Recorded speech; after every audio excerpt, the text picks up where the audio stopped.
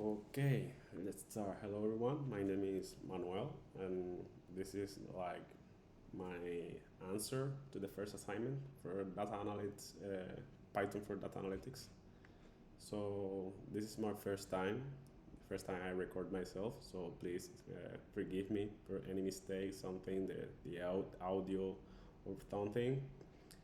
Uh, I will try to go step by step and how I my answer to this problem and try to explain everything how I think through all the data and all the stuff. I don't know if I'm gonna make like one video for the whole thing or I'm gonna split it in 3 videos. I don't know yet, but let's see how it goes. Okay, let's start. The first assignment. The objective will be design and implement a modular Python package named Grocery Toolkit. Okay, we have to create a package named Grocery Toolkit that analyze the content of the grocery shopping basket. Okay, the main program, main.py, is this one. Provided to you will be import and test your toolkit. So this will import all the things that I will be creating in my toolkit. Okay. He provide me with the main.py. I must not modify this file, order the import my package. Okay. First things first. He gave us the structure of how we must create our project. So the first thing you see that we have the main at the root, and we have to create a grocery toolkit folder or package with these modules inside. Okay, so first thing first, let's create, right click, new folder,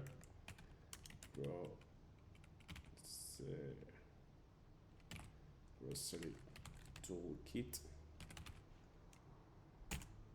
and inside I will create all the files that he said. Init.py, we create new file,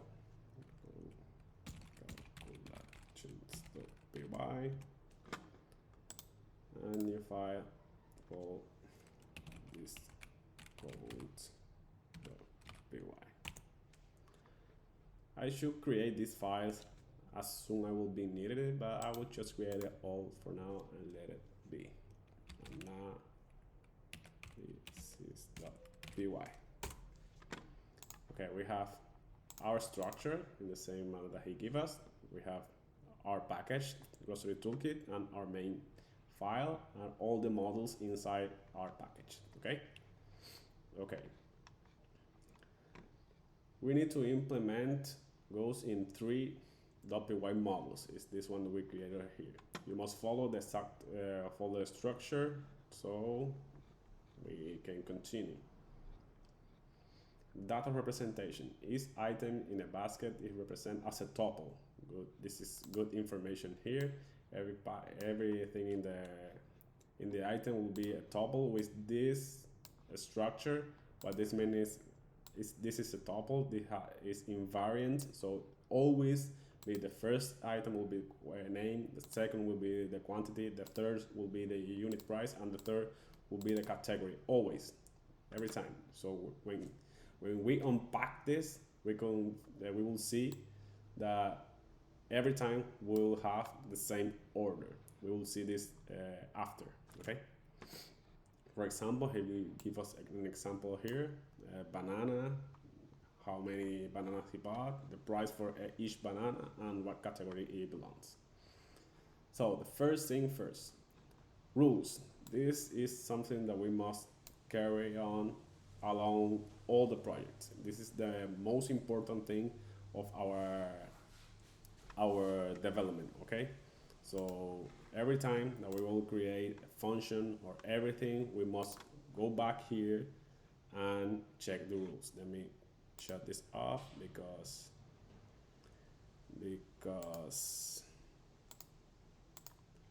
if we don't shut this off, he will be giving us some,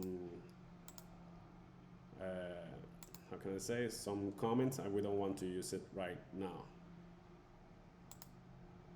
Okay, we don't have anymore. We don't want he giving us some helps. So here we go. First rules, buy one, get one for free.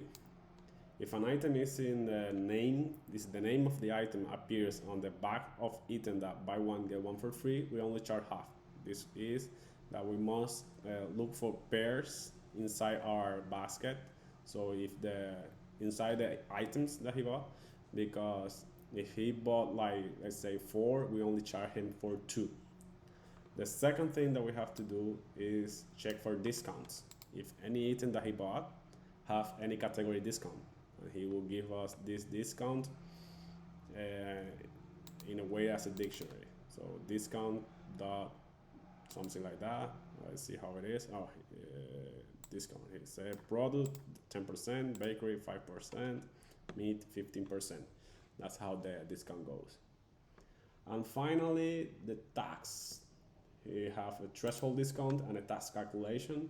So these are rules that we will keep in mind for our future development.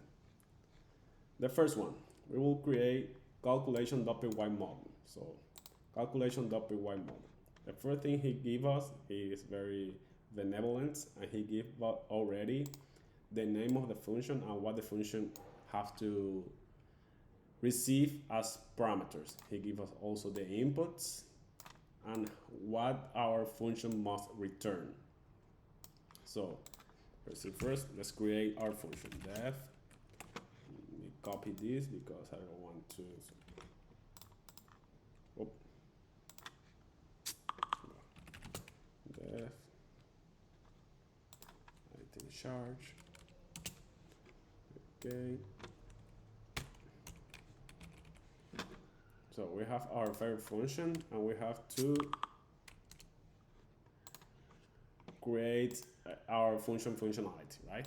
So the first thing we have to do, I already have it here in my second window, so it will be easier for me to copy and paste this. So what he mentioned here, return the number of units.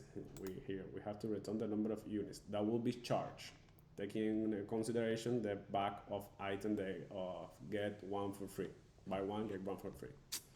So we have an example how it will be introduced, and all the parameters that will be in our function, and the rules that we are going to apply to these parameters, and finally, what should we return? So what should we do with this? The first thing we do is always manage our parameters. Here, as we mentioned before, we have a tuple like this, and we need to extract from this tuple for see how many items we are going to charge. The first thing we need to know is the name of the item and how many items he have for this specific item. So the first thing will be unpacked this tuple. So name, quantity, price, unit price, and category. It will be equal item. So we unpack already all the elements of this tuple. Okay, we know the tuple have 4 elements. So we said the first one is the name of the item, the amount of the item. The third is the unit price of the item, and the last one is the category of that item. Okay. Here, I want to check if, in case the user make any mistake, let's say, and he introduced a quantity that is not allowed, or we have a bug in our system and it came with something different, or the quantity is, it put a negative number as quantity, I don't know, The user can be very creative.